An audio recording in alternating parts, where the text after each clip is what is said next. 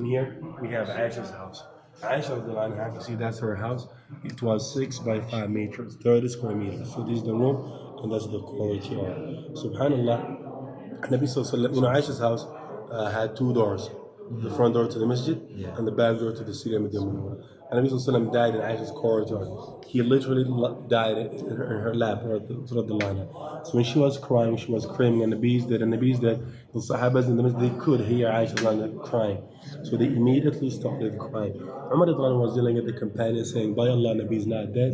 He is with Allah subhanahu wa ta'ala. He will come back and kill all these hypocrites. At that time, Bakr was outside the city. He was running some errands. When he came to the city, he saw the people crying. He knew that something was up. That's obvious. These people are crying, so something is up. They told him that the Nabi Sallallahu Alaihi Wasallam had died. Nabi and Bakr were friends for over 50 years. Like, he was the Prophet's best and closest friend. So losing him, that was really tough, that was really hard, but he dealt with it because he knew it was from Allah subhanahu wa ta'ala. He came to the house of Aisha radiallahu anha, he uncovered the Prophet's face, he kisses his forehead, and then he said, oh Ya Rasulullah, you are pure in life and you are pure in death, Ya Rasulullah. Oh Ya Rasulullah, I will sacrifice my father and my mother for you, Ya Rasulullah. And then he walked into the masjid. In the masjid, Ramadan was crying, he was yelling, saying, whoever says in the beast that I will cut his head off or will kill him. Abu Bakr, he realized that responsibility. He knew that the Sahabas needed help. So he stood on the member of Nabi and he asked all the Sahabas to gather around him, and then he said, all people, whoever worships Muhammad, let him know that Muhammad has passed away, and whoever worships Allah subhanahu wa ta'ala, let him know that Allah subhanahu wa ta'ala is ever living and never dies. Umar immediately, he immediately dropped his sword. He says, it's like this is the first time I hear this ayah, and subhanallah, and that's when he realized that Nabi Sallallahu Alaihi Wasallam had really passed away.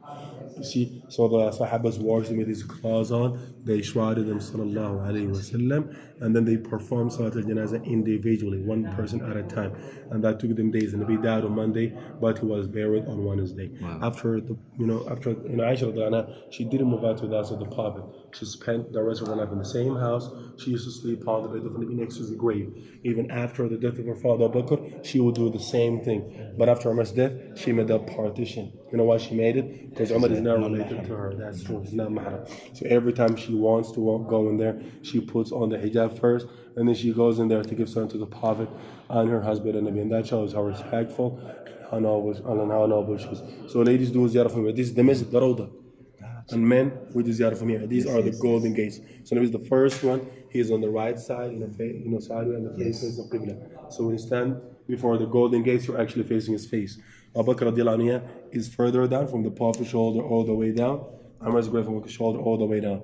The Sahabas made it that way out of respect. Nabi, Abu Bakr, and Umar. Okay? Aisha radiallahu anha had a room and a courtyard. Yes. The graves of Nabi, Abu Bakr, and Umar are in the courtyard, not in the room. And Nabi said, the prophets of Allah are buried where they died. The Sahabas buried him in the courtyard because he died there. This is Hafsa's house, and the other one is for Fatima, the Prophet's daughter. So Hafsa's house, Aisha's, and Fatma's are now underneath the green dome. 88 years after Hijrah, the roof of Aisha came down. Some of the Abdul Aziz rebuilt Aisha's house. Come see the rebuilt. Umar ibn Abdul Aziz, he combined the room. He combined the room with the courtyard, so it became one room or one chamber. And then he removed Hafsa's house and Fatma's. He demolished these two. Right. Okay. And then he made a five-sided wall around the holy chamber. He didn't make it a four-sided wall like the Kaaba because he was afraid that the people might have the concept to walk around. The five-sided wall doesn't have any doors nor windows, and that means all the pictures on the internet are fake. The graves are sealed up. No one gets in there, not even for maintenance, not even for cleaning. Yeah. Okay, and then like 800 years ago, Abdullah Bieber made another wall around the five-sided wall. He made it to protect the five-sided wall. 10 years later, Muhammad raised the outer wall to match the five-sided wall, and he made a small dome on top. Now, ladies do ziyarah from here, and men will do ziyarah from there. You Right. see, this is Bab al-Salam. So we walk past them this way. These are the golden gates they grew up. So when we look through, we'll see the five-sided wall, not the graves. The five-sided wall, or the pentagon, is covered by a green cloth, Yes. a green curtain. So that's why when people look at it, they think it's the Prophet's grave because it's green, but actually it's not. See, in 1481, a lightning struck the Prophet's masjid. See the small dome? It got burned down. So, like a group of people were chosen to go in there to clean up the holy chamber. Those people were the last people to see the graves. Some people say only one man was allowed to sit there, Muhammad Samhudi, and he was the last. No one has been there since 1481. It's been 538 years ago. Abdahir Bibers, or Rajab Aitabar, rebuilt everything. See, he made the second wall of metal caging instead of food. He rebuilt the small dome. He made it of flake so it won't be burnt again.